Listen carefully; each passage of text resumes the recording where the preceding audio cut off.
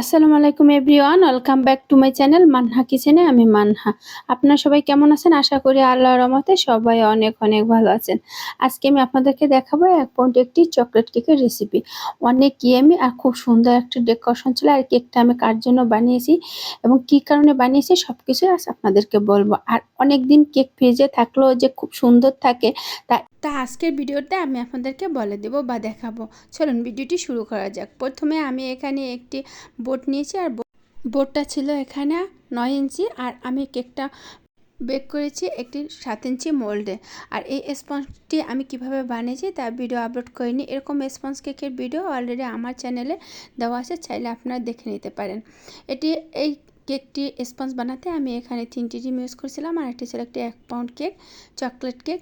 আর কেকের ক্রিমটা ছিল অনেক ইয়ামি। এটা ছিল ভিভো রেড ক্রিম, তার সাথে ছিল আপনার চকলেট গানার, ছিল সুগার আইসিং সুগার আর ছিল আপনার চকলেট ইমলশন। এই কটার মিশ্রণে আমি এই ইয়ামি ক্রিমটা বানিয়ে নিয়েছিলাম। সাথে আমি চকো চিপও দিয়ে দিলাম। আজকে এখানে আমি কোনো চকলেট গানাশ ইউজ করিনি, কারণ আমার কাছে চকলেট কম ছিল। আর এদিন আমার আরও অনেক কেকের অর্ডার ছিল, আর এই কেকটা ছিল যেহেতু আমার বাসায় কারোর জন্য, তাই এখানে আর আমি গানাশ ইউজ করিনি। তারপরেও কেকটি অনেক ইয়ামি ছিল।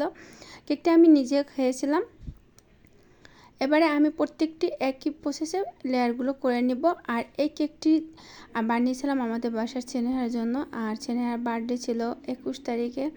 সো আমি ঠিক টাইমে বানিয়েছিলাম, বাট আমাদের বাসায় একটা দুর্ঘটনা ঘটেছিল। আমার দাদি মারা গেছিলো, সবাই ওখানে গেছিলো, যার কারণে আমি কেকটি টাইম মতন মানে কাটতে পারিনি। আমরা এই কেকটি কেটেছিলাম, ফ্রিজে ছিল প্রায় 6-7 দিন, তারপরে এই কেকটি কেটেছিলাম। কিন্তু 6-7 দিন যে ফ্রিজে ছিল, আর এই কেকটি 6-7 দিনের ভিতরে যে কতটুকু ভালো ছিল তা আপনারা দেখে বুঝে নেবেন। আমি দেখাবো আপনাদেরকে। মানে 6-7 দিনেও এই কেকটি কিচ্ছু হয়নি, যেরকম মানে খুব সুন্দরভাবে ফ্রিজে রয়েছে। এবং আরও আমার মনে হয় বেশি টেস্টি হয়েছিল অনেক দিন ফ্রিজে থাকার কারণে। আসলে চকলেট কেক বলেন আর খুব সুন্দরভাবে বানাতে পারলে কেকগুলো অনেক দিনই আপনার খুব সুন্দরভাবে ফ্রিজে থাকে। তা আজকে প্রমাণ আমার এই কেকটি থেকে। আমি প্রথমে অল্প ক্রিম দিয়ে ক্রাম পুটিং করে ফ্রিজে রেখেছিলাম, তারপরে বেশি করে ক্রিম দিয়ে আমি কভার করে নিলাম। আইসিংয়ের কাজটা যদি সুন্দর হয় তাহলে কেকটা দেখতে কিন্তু অনেক সুন্দর লাগে। সো আমার আজকে ফিনিশিংয়ের কাজটা বাইসিংয়ের কাজটা অসাধারণ এবং খুবই সুন্দর হয়েছিল। চারপাশে আমি সুন্দরভাবে ক্লিন করে তারপর একটা স্কাবার দিয়ে ডিজাইন করে নিলাম। তারপর উপরটা হালকা একটু ক্লিন করে নেবো। আর আমি সবসময় প্যান্ট ল্যাপটা একটি টিস্যু দিয়ে মুছে বারবার করে মুছে তারপরে এরকম করে ফিনিশিং করি, যাতে খুব সুন্দর একটা ফিনিশিং চলে আসে। ভিডিওটি ভালো লেগে থাকলে লাইক দিয়ে কন্টিনিউ করবেন। বেশি ভালো লেগে থাকলে আপনার আত্মীয় স্বজন ফ্রেন্ডদের ভিতর শেয়ার করে দিবেন। আর যদি কেউ প্রথমবার আমার চ্যানেলে ভিজিট করে থাকেন, অবশ্যই সাবস্ক্রাইব করে অল বাটনে ক্লিক করে রাখবেন, যাতে আমি ভিডিও আপলোড করার সাথে সাথে আপনারা পেয়ে যান, আপনাদের সময় মতন আমার ভিডিওগুলো দেখে নিতে পারেন। আর যারা অলরেডি দুটো কাজ করে আমাকে সাপোর্ট করেছেন তাদেরকে মন থেকে জানাই অনেক অনেক ধন্যবাদ এবং শুভেচ্ছা। এবারে আমি চকলেট গানাশ এখানে দিয়ে দেবো। আর চকলেট গানাশটাও খুবই আমি ছিল, এটা মিল্ক চকলেট আর ডার্ক চকলেটের সংমিশ্রণ আমি বানিয়েছিলাম। সাথে দিয়েছিলাম এখানে একটু সামান্য ব্রাউন কালার, সাথে দিয়েছিলাম আপনার চকলেট ইমালশন আর বাটার দিয়ে আমি এত সুন্দর আমি একটি গানাশ তৈরি করে নিয়েছি। আজকে কেকের ডেকোরেশনটা ছিল শুধু একদম সিম্পল, বাট এখন অনেক গরম, কেকের গর্জিয়াস ডিজাইন করার টাইম হয় না, কারণ ক্রিম নিয়ে কাজ করতে এখন অনেক কষ্ট, তার থেকে বেশি কষ্ট চকলেট নিয়ে কাজ করতে। আমার মনে হয় গরমে চকলেটে কাজ করা খুবই কষ্ট। আমি এটাকে এখানে মাত্র 2টা নজেল ইউজ করেছিলাম, একটা হলো 6B নজেল আর একটা ছিল স্টোন নজেল। এই দুটো নজেল দিয়ে আমি এরকম সুন্দরভাবে একটি ডেকোরেশন করে নিলাম বা ডিজাইন করে নিলাম। আর একটি ছোট্ট 2D নজেল দিয়ে নিচে বটারটা দিয়ে দেবো। নিচে বটারটা একবার আমি দিতে চাইছিলাম না, কারণ এখানে চকলেট গানাশগুলো ডুব খেয়ে পড়েছে, এটা দেখতে খুবই ভালো লাগতেছিল।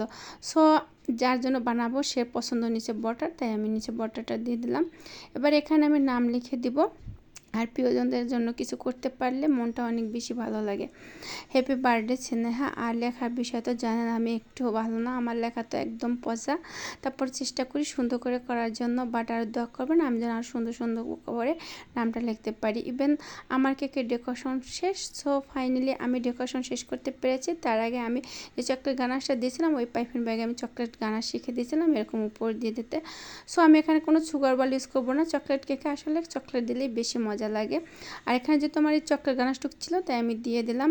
মাশাআল্লাহ আলহামদুলিল্লাহ ফাইনালি আমি কেকের ডেকোরেশনটা শেষ করতে পেরেছিলাম আর খুব সুন্দরই ভালো লাগছিল। কিছু সুগার বল আর গোল্ডেন সুগার বল দিয়ে আমি ভিতরটা সুন্দরভাবে কভার করে নিলাম। আর এই কেকটা অনেক দিন ফ্রিজে ছিল, তাও অনেক সুন্দর ছিল, খুব টেস্টি হয়েছিল। আমরা সবাই এই কেকটা খেয়েছিলাম। আজকে ভিডিওটি কেমন লাগলো অবশ্যই একটু কমেন্ট করে জানাবেন। সবাই অনেক অনেক বেশি বেশি ভালো থাকবেন, আমার জন্য অনেক দোয়া করবেন, আমি যেন আরও বেশি বেশি আপনাদেরকে ভালো ভালো কন্টেন্ট বা ভিডিও উপহার দিতে পারি। আর বর্তমানে আমার শরীরটা একটু ভালো না, সবাই দোয়া করবেন। আল্লাহ হাফেজ।